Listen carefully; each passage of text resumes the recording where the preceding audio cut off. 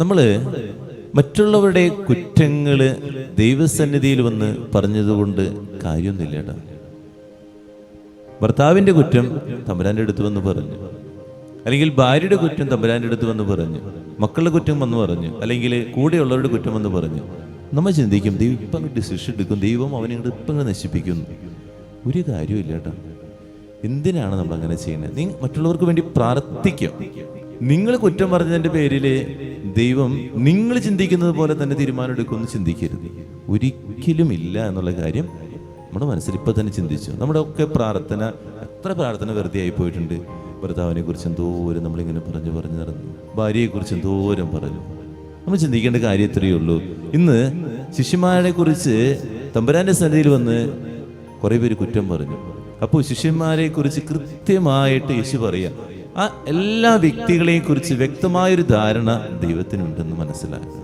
അതുകൊണ്ട് നമ്മൾ ഓരോരുത്തരും നമ്മളെക്കുറിച്ച് തന്നെ പറയുക തമ്പുരാന്റെ സന്നിധിയിൽ.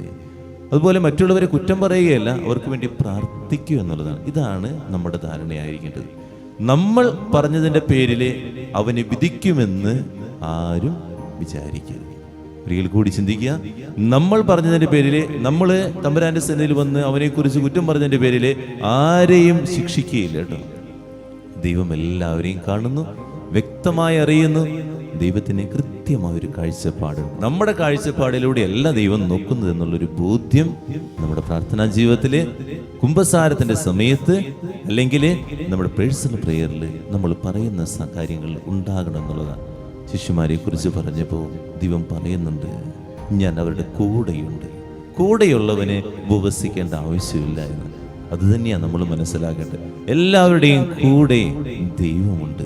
ആ കൂടെയുള്ള ദൈവം ആ വ്യക്തികളൊക്കെ മനസ്സിലാക്കുന്നുണ്ട്. ദൈവം നമ്മളെ അനുഗ്രഹിക്കട്ടെ.